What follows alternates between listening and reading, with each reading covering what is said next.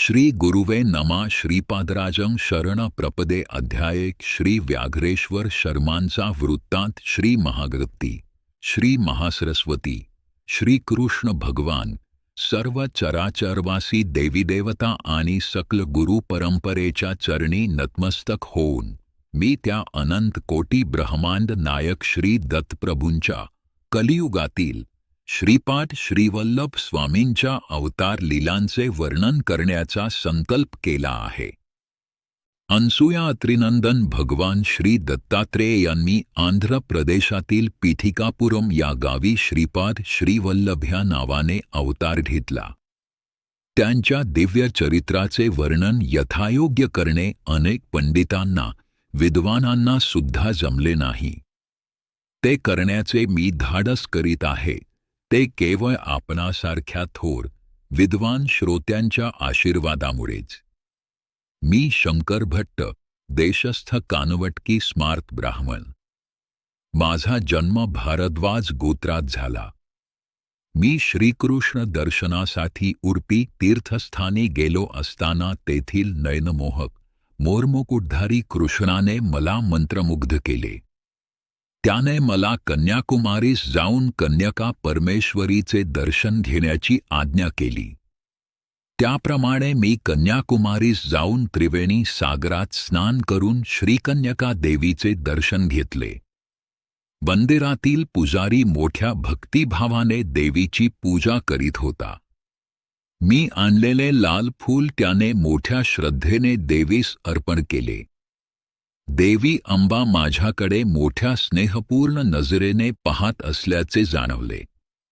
ती म्हणाली, शंकरा, तुझ्या अंतरंगातील भक्तिभावावर मी प्रसन्न झाले आहे.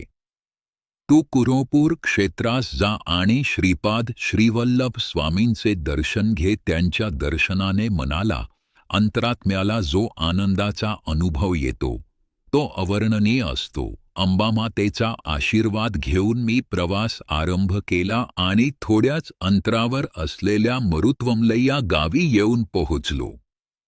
लंकेतील रामरावण संग्रामात लक्ष्मणास इंद्रजिताची शक्ती लागून तो अचेतन अवस्थेत असताना श्री हनुमंताने संजीवनी बुटीसाठी द्रोणागिरी पर्वत उचलून आणला होता. लक्ष्मण संजीवनी बुटीने सजीव झाल्यावर हनुमंत तो पर्वत परत नेत असताना त्याचा एक मोठा तुकडा येथे पडला. त्याचेच नाव मरुत्वमलई असे पडले. हे स्थान अत्यंत रम्य आहे. येथे अनेक गुहा असून त्यात सिद्ध पुरुष गुप्तरूपाने तपश्चर्या करीत असतात. मी साया गुहांचे दर्शन घेण्यास आरंभ केला. एका गुहेच्या आत गेलो तेव्हा आत एक वाघ शांत बसलेला दिसला. त्याला पाहताच माझ्या अंगात काटे उभे राहिले आणि घाबरून मी एकदम श्रीपाद श्रीवल्लभा जोराने ओरडलो. त्या नीरव अरण्यात माझ्या आरोळीचा प्रतिध्वनी तितक्याच मोठ्या आवाजात ऐकू आला. त्या आवाजाने त्या गुहेतून एक वृद्ध तपस्वी बाहेर आले आणि म्हणाले, बाबा रे, तू धन्य आहेस. या अरण्यात श्रीपाद श्रीवल्लभ ह्या नावाचा प्रतिध्वनी आला. श्री दत्तप्रभूंनी कलियुगात श्रीपाद श्रीवल्लभ ह्या नामवाने अवतार घेतल्याचे योगी ज्ञानी परमहंस लोकांनाच माहीत आहे. तू भाग्यवान असल्याने या पुण्यस्थळी आलास. तुझ्या सर्व कामना पूर्ण होतील. तुला श्रीपाद श्रीवल्लभांच्या दर्शनाचा लाभ होईल. या गुहेच्या दाराजवळ बसलेला वाघ एक ज्ञानी महात्मा आहे. त्याला नमस्कार कर. मी अत्यंत नम्र भावनेने त्या वाघास नमस्कार केला. त्या वाघाने लगेच कार उच्चारला. त्या आवाजाने सारा मरुत्वमलई पर्वत दुमदुमला. नंतर त्या व्याघ्राने श्रीपाद राजं शरण प्रपदे असे सुस्वरात प्रभूंना आळवले. याच वेळी एक चमत्कार झाला. त्या वाघाच्या ठिकाणी एक दिव्य कांतिमान पुरुष प्रगट झाला. त्याने त्या वृद्ध तपस्व्यास साष्टांग प्रणिपात केला आणि क्षणात आकाशमार्गे निघून गेला. त्यावृद्ध तपस्व्याने मला त्यांच्या गुहेत मोठ्या आग्रहाने नेले. गुहेत गेल्यावर त्यांनी केवळ संकल्पाने अग्नी प्रज्वलित केला. त्यात आहुती देण्यासाठी लागणारे फळे, सामग्री यांची निर्मिती केली आणि वैदिक मंत्रोच्चारांसर त्या पदार्थांची अग्नीत आहुती दिली. त्या वृद्ध तपस्वी सांगू लागले, या कलियुगात यज्ञ, याग, सत्कर्मे सारे लुप्त झाले आहेत. पंचभौतिक सृष्टीतून सर्व लाभ करून घ्यायचा, पण त्या दैवतांचे मान विसरायचे, असा मानवाचा धर्म झाला आहे. देवांची प्रीती प्राप्त करण्यासाठी यज्ञ करावेत आणि त्यांना संतुष्ट करावे. त्यांच्या कृपाप्रसादानेच प्रकृती अनुकूल होते. प्रकृतीमधील कोणत्याही शक्तीचा प्रकोप मानव सहन करू शकत नाही. प्रकृतीमधील शक्तींची मानवाने यथायोग्य मागणे शांत करावी, अन्यथा अनेक संकटे उद्भवतात. मानवाने धर्माचरण केल्यास प्रकृती शक्ती त्याची शिक्षा यथाकारी देतात. लोकहितासाठी मी हा यज्ञ केला आहे. या यज्ञाचे फल स्वरूप म्हणून तुला श्रीपाद श्रीवल्लभ स्वामींचे दर्शन होईल. जन्मजन्मांतरांचे पुण्य फरास आले म्हणजे असे लाभ घडतात. त्या वृद्ध तपस्व्याच्या मुखातून वाहणाऱ्या या पवित्र वाक्यगंगेने मी अगदी भारावून गेलो आणि अत्यंत नम्रतेने त्यांना साष्टांग दंडवत घातले. मी त्या तपस्व्याच्या चरणी प्रार्थना केली, हे ऋषीवर, मी पंडित नाही, योगी नाही, साधक नाही, मी एक अल्पज्ञ आहे. माझ्या मनातील संदेहाची निवृत्ती करून आपण आपला वरदहस्त माझ्या मस्तकी ठेवावा. त्या महापुरुषाने माझ्या शंकेचे समाधान करण्याचा मनोदय दर्शविला.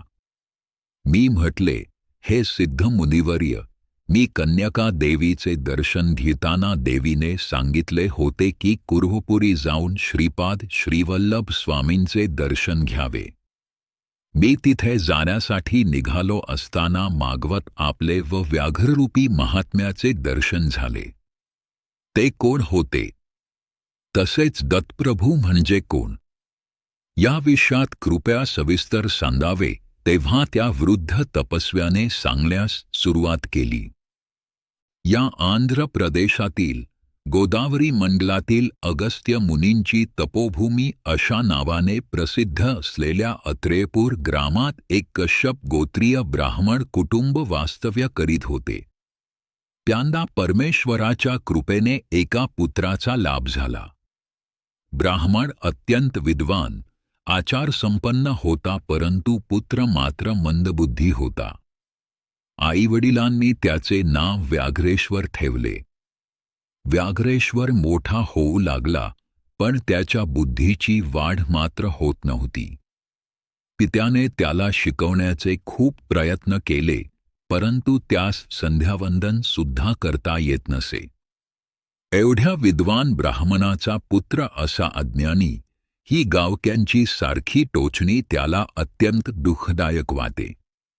एका ब्राह्ममुहूर्तावर त्यास स्वप्न पडले. त्यात त्याला एका दिव्य बालकाचे दर्शन झाले. ते बालक आकाशातून खाली येत होते. त्याचे चरण कमळ भूमीस लागताच भूमीही दिव्य कांतिमान झाली. तो बालक हळूहळू पावले टाकीत व्याघ्रेश्वराकडे आला आणि म्हणाला, मी असताना तुला भय कशाचे? या ग्रामाचे व माझे ऋणानुबंध आहेत. तू हिमालयातील बद्रिकाश्रमात जा, तिथे तुझे सर्व शुभ होईल. तेवढे सांगून तो बालक अंतर्धान पावला. त्या दिव्य बालकाच्या संदेशानुसार व्याघ्रेश्वर हिमालयातील बद्रिकाश्रमात जाण्यास निघाला. मागे त्याला अन्नपाण्याची काहीच अडचण पडली नाही. श्रीदत्त कृपेने त्याला वेळेवर अन्नपाणी मिळे. मागे एक कुत्रा भेटला व तो त्याच्या सोबत बद्रीवनापर्यंत होता. या प्रवासात त्यांनी उर्वशी कुंडात स्नान केले. याच वेळी एक महात्मा आपल्या शिष्य समुदायासह उर्वशी कुंडात स्नानासाठी आले. व्याघ्रेश्वराने त्या गुरुजनांना साष्टांग नमस्कार केला आणि माझे शिष्यत्व स्वीकारावे अशी नम्र प्रार्थना केली. त्या महान गुरुवर्यांनी शिष्य करून घेण्याचे मान्य केले आणि आश्चर्य असे की तत्काळ बरोबर आलेला तो कुत्रा अंतर्धान पावला. त्यामुळे ते महात्मा म्हणाले, हे व्याघ्रेश्वरा, तुझ्याबरोबर आलेला तो श्वान तुझ्या पूर्वजन्मातील पुण्याचाच द्योतक होता. त्याने तुला आमच्या स्वाधीन करून ते अंतर्धान पावले. श्रीपाद श्रीवल्लभ स्वामींच्या कृपेनेच तू येथे आलास आणि या पुण्यप्रद कुंडात स्नान करू शकलास. ही नरनारायणाच्या वास्तव्याने पावन झालेली तपोभूमी आहे. त्यावर व्याघ्रेश्वर म्हणाला, हे गुरुदेवा, श्रीपाद श्रीवल्लभ कोण आहे? त्यांनी माझ्यावर एवढी कृपा का केली? गुरुदेव म्हणाले, ते साक्षात दत्तप्रभूच आहेत. त्रेतायुगात भारद्वाज महर्षींनी सावर्णी कालक चयन नावाचा महायज्ञ पिथिकापुरम येथे संपन्न केला होता. त्या यज्ञप्रसंगी शिवपार्वतींना आमंत्रित केले होते. त्यामुळे शिवांनी महर्षींना आशीर्वाद दिला की तुमच्या कुलामध्ये अनेक महात्मा, सिद्धपुरुष, योगीपुरुष अवतार घेतील. अनेक जन्मांच्या पुण्यकमावल्यामुळे दत्तभक्तीचा अंकुर फुटतो आणि तो पुढे सातऱ्याने वाढत गेल्यास श्रीपाद श्रीवल्लभ स्वामींचे दर्शन होते. त्यांच्या चरणस्पर्शाचे, संभाषणाचे भाग्य लाभते. हे व्याघ्रेश्वरा, तुझ्यावर स्वामींची कृपा झाली आहे. मी आता माझ्या गुरुदेवांच्या दर्शनास जात आहे. पुन्हा 1 वर्षाने येईन. तू आपल्या गुहेत आत्मज्ञान प्राप्तीसाठी तपश्चर्या कर. असे सांगून ते महान गुरुदेव द्रोणागिरी पर्वताकडे गेले. व्याघ्रेश्वर गुहेत ध्यान करू लागला, परंतु त्याचे सारे ध्यान व्याघ्ररूपाकडेच असे.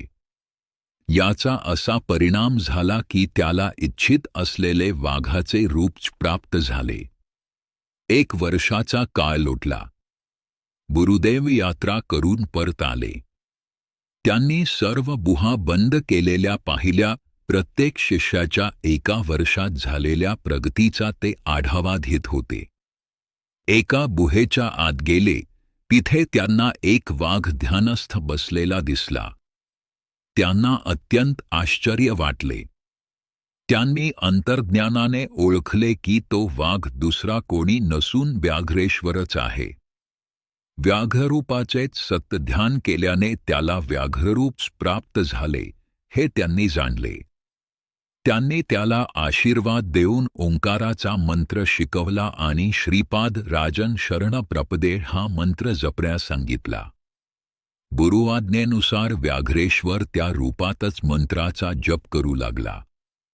वाघाच्या रूपातच त्याने कुरुपूरला प्रयाण केले.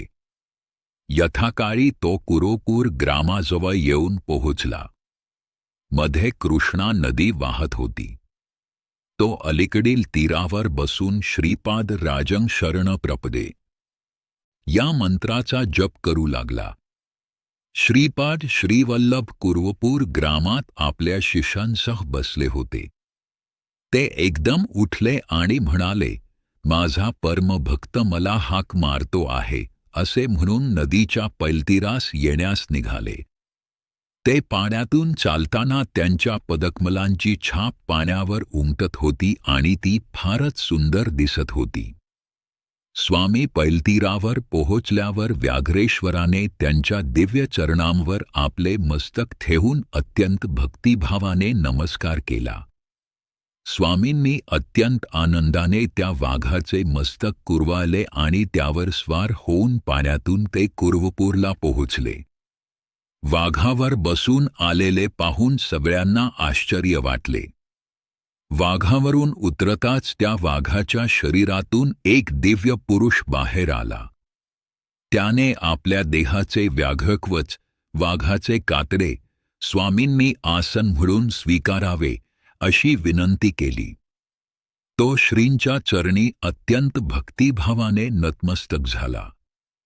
त्याचे अष्टभाव जागृत होऊन प्रेमभावाने त्याने स्वामींच्या चरणांवर आपल्या नेत्रातील अश्रूंनी अभिषेक केला. मोठ्या प्रेमभराने स्वामींनी त्याला उचलले आणि म्हणाले, हे व्याघ्रेश्वरा, तू एका जन्मात अत्यंत बलशाली असा मल्ल होतास. तेव्हा तू वाघांशी युद्ध करून त्यांना अनुकूलतेने वागवित होतास. त्यांना वेळेवर अन्नपाणी सुद्धा देत नव्हतास. त्यांना साखळीने बांधून लोकांच्या प्रदर्शनासाठी ठेवत होतास. या दुष्कर्मामुळे तुला अनेक नीच जीवजंतूंच्या योनीत जन्म घ्यावा लागला असता, परंतु माझ्या अनुग्रहाने ते सारे दुष्कर्म हरण झाले आहेत. तू दीर्घकाळ व्याघ्ररूपात राहत असल्यामुळे तुला इच्छेप्रमाणे वाघाचे रूप धारण करता येईल व सोडता येईल. हिमालयात कित्येक वर्षांपासून माझी तपश्चर्या करणाऱ्या महान सिद्धांचे तुला दर्शन होईल आणि आशीर्वादही मिळतील. योगमार्गात तू अत्यंत प्रज्ञावंत होशील असा स्वामींनी आशीर्वाद दिला. स्वामी पुढे म्हणाले, तू हिमालयात एक वाघ अत्यंत शांत असलेला पाहिलास ना? तो एक महात्मा आहे. तपश्चर्या करणाऱ्या संत पुरुषांना सामान्य लोक व इतर वन्य प्राण्यांपासून त्रास होऊ नये म्हणून त्याने ते व्याघ्ररूप धारण केले होते आणि तो त्यांचे संरक्षण करीत होता. गुहेतील तपश्चर्या करणाऱ्या संतांचे परस्पर वर्तन कळवण्याचे काम सुद्धा तो वाघ मोठ्या आनंदाने करीत असे. ही सगळी दत्त प्रभूंची लीला आहे.